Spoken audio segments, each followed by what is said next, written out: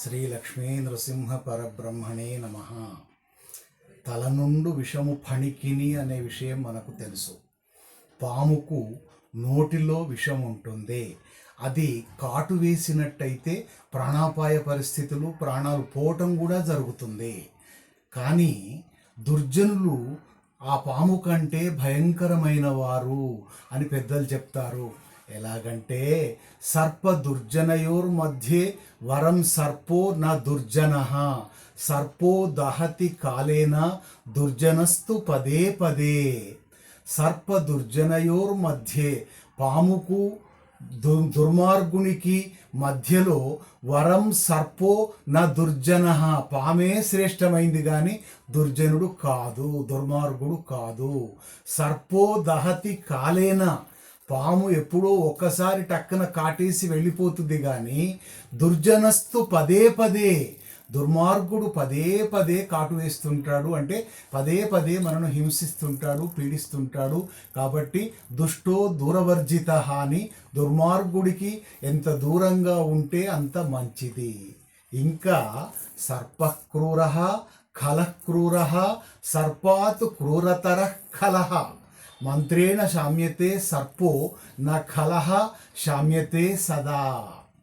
సర్ప క్రూర, త్రాచుపాము భయంకరమైందే. క్రూర ఖలః, దుర్మార్గుడు కూడా క్రూరమైన వాడే, బలవంతుడైన వాడే. సర్పాత్ క్రూరతర ఖలః, సర్పము కంటే కూడా దుర్మార్గుడు ఎక్కువ శక్తి కలవాడు, ఎక్కువ నీచమైన వాడు, ఎక్కువ విషపూరితమైన వాడు అని అర్థం. మంత్రేణ శామ్యతే సర్పో, కొన్ని సందర్భాలలో పాము కాటు వేసినప్పుడు మంత్రాలతో తగ్గించవచ్చును, ఉపశాంతి కలిగించవచ్చును, పాము విషాన్ని తొలగించవచ్చును, తీసివేయవచ్చును, దానికి వైద్యం ఉన్నది. కానీ న ఖలః శామ్యతే సదా, దుర్మార్గుడైన వాడు ఎప్పుడూ కూడా చల్లబడడు, తగ్గడు, వెనకాడడు. అట్లాగే కలహ సత్క్రియమాణోపి దదాతి కలహం సతాం, దుగ్ధధౌతోపి కిం యాతి వాయసం కలహం సతాం. కలహ సత్క్రియమాణోపి, దుర్మార్గుడు మంచి పనులు చేసినప్పటికీ దదాతి కలహం సతాం, ఎల్లప్పుడూ కూడా వాడు కలహాన్నే కోరుకుంటాడు, చెడునే కోరుకుంటాడు, హానినే కోరుకుంటాడు.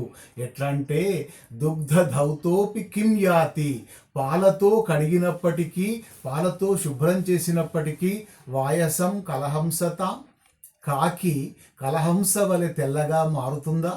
మారదు. దాని స్వభావ సిద్ధమైన, సహజ సిద్ధమైన లక్షణము అని అర్థం. అట్లాగే ఇక చివరగా ఇంకొక మాట ఏమిటంటే దుర్జనస్య విశిష్టత్వం పరోపద్రవ కారణం, వ్యాఘ్రస్య చోపవాసేన పారణం పశుమారణం. దుర్జనుడి యొక్క విశిష్టత్వం, దుర్మార్గుడి యొక్క మంచితనం అనేది పరోపద్రవ కారణం. అది ఇతరులకు కీడు చేయటానికే తప్ప మేలు చేయటానికి కాదు. ఎలాగంటే వ్యాఘ్రస్య చ ఉపవాసేన, పులి గనక ఉపవాసం ఉన్నది అంటే పారణం పశు మారణం. సాధారణంగా మనం ఏం చేస్తాం, ఏకాదశి రోజు ఉపవాసం ఉండి ద్వాదశి రోజు పారణము అని ఒక వ్యక్తికి, ఒక బ్రాహ్మణుడికి భోజనం పెట్టి మనం భోజనం చేస్తాం, దాని పారణం అంటారు. మరి ఈ పులి గనుక ఉపవాసం ఉన్నట్టయితే దాని పారణం ఏమిటి అంటే పశు మారణం, మరొక జంతువును, ఏదైనా జంతువులను చంపి తినటమే. కనుక దుర్మార్గుణ్ణి ఎట్టి పరిస్థితిలో నమ్మకూడదు. ఈ దుర్మార్గుడైన వాడు పాము కంటే, పులి కంటే కూడా భయంకరమైన వాడు అని అర్థము. కాబట్టి అటువంటి వాళ్లకు దూరంగా ఉండటం అనేది సర్వదా శ్రేయస్కరము. లోకా సమస్తా సుఖినో భవంతు.